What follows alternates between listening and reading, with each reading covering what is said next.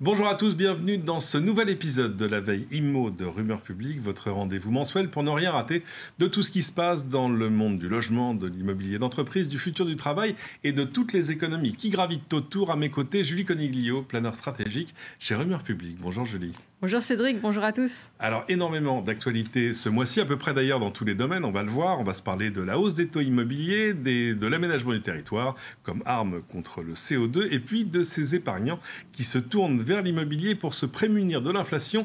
Mais on commence, Julie, par le chiffre du mois. Eh bien, le chiffre du mois, Cédric, c'est 9,21%. C'est le rendement moyen du crowdfunding immobilier l'an dernier. Alors c'est beaucoup, mais qu'est-ce que c'est le crowdfunding immobilier ? Eh bien, c'est une opération qui consiste à investir aux côtés d'un promoteur et d'en partager les bénéfices. C'est-à-dire qu'en gros, je mets un petit peu de mon épargne sur un promoteur immobilier qui, lui, va conduire son opération et on se partage les bénéfices à la fin. 9,21% annuel, c'est énorme, surtout par rapport au rendement d'épargne plus traditionnel. Le volume épargné sur ces produits-là, il a explosé ? Eh bien, il a atteint le milliard l'an dernier, donc plutôt oui. Il constitue un rempart, une valeur refuge, en tout cas pour beaucoup d'épargnants qui sont séduits à la fois par les chiffres, par le rendement. Ils sont plutôt constants depuis 2015, et par le faible taux de défaut jusqu'à présent. Oui, parce que le taux de défaut des prêts immobiliers en France, je crois que c'est de l'ordre de 9 sur 10 000, enfin c'est presque rien.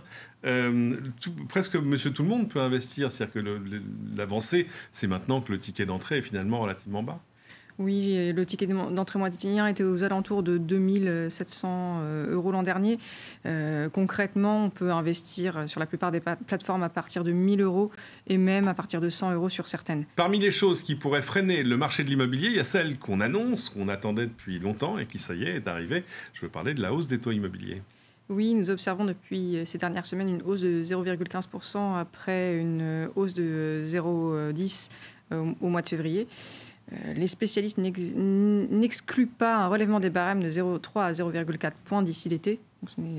Ce qui pourrait paraître finalement pas beaucoup, mais qui est énorme quand on sait qu'on partait de taux moyens qui étaient presque en dessous du pourcent. Oui, là, ça nous amènerait à environ 1,4% sur 20 ans. Ça s'explique comment ? L'inflation, la guerre en Ukraine, tout ça en même temps ? Oui, la conjoncture monétaire, l'inflation, la guerre en Ukraine, tout ça combiné nous amène à ce relèvement des barèmes. Alors, quelles conséquences pour les emprunteurs et puis peut-être pour le marché immobilier plus largement ? Alors, pour la plupart des emprunteurs, je ne dirais pas que c'est indolore, mais presque, ils peuvent continuer à emprunter.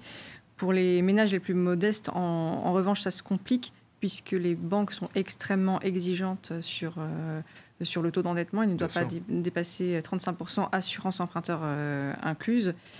Et pour un certain nombre de ménages, par ailleurs, confrontés à la hausse des prix de la pierre, c'est devenu extrêmement compliqué.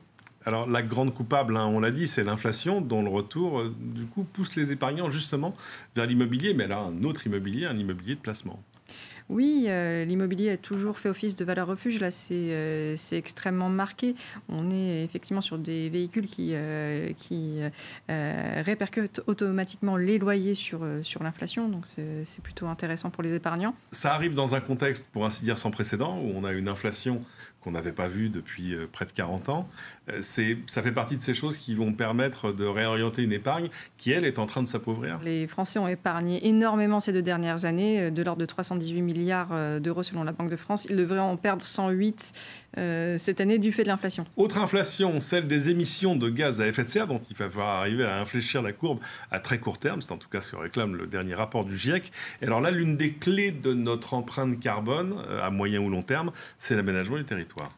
Exactement, on pense beaucoup à nos habitudes de mobilité pour diminuer les émissions de gaz à effet de serre. Il semblerait que nos modèles d'urbanisme en soient aussi largement responsables. Alors, le gouvernement vient de sortir un rapport, le rapport de prospective des transports et mobilités. On le voit ici, enfin en tout cas la page d'accueil. Je vous invite tous à aller le lire, mais qu'est-ce qu'il en ressort ? Eh bien, il en ressort qu'il faut absolument lutter contre la périurbanisation qui a augmenté drastiquement la pollution en incitant les foyers, les ménages à prendre leur voiture individuelle à tout va. Le modèle périurbain, c'est un peu presque le modèle à la française, un centre-ville, une banlieue, et finalement des gens qui sont éloignés de leur lieu de travail, des commerces et des activités.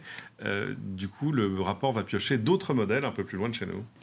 Oui, alors assez proche tout de même. On a le modèle allemand du polycentrisme maillé. J'adore le polycentrisme maillé. J'ai cru que c'était une doctrine politique au début. Eh bien, pas loin. En tout cas, ça ressemble à notre ancien modèle de préfecture et de sous-préfecture. Et ce modèle consiste à concentrer dans des petites unités les services, les commerces dont les habitants ont besoin et de proposer des transports en commun sur une large amplitude horaire. C'est ce qu'on voit ici avec cet exemple qui vient du centre de la France, avec de fait des petits centres-villes, enfin des choses où les activités, les services sont au cœur de la ville et où on n'a pas besoin de passer d'une ville à l'autre pour aller chercher d'autres services. Ça, donc, c'est le polycentrisme maillé. C'est un peu, je ne savais pas qu'on pratiquait sans le savoir. L'autre modèle, c'est celui qui s'appelle les doigts de Gand. Et les doigts de Gand qui, lui, nous vient du Nord, nous vient de Copenhague. Exactement.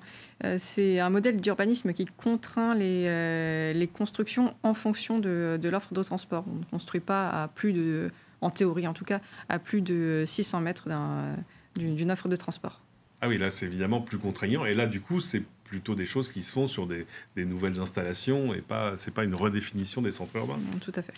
Alors, de nouveaux modèles, mais qui ne sont pas les seuls. Un autre rapport vient de sortir, signé Terra Nova, celui-là, le think tank, qui lui prône ce qu'on appelle la ville compacte.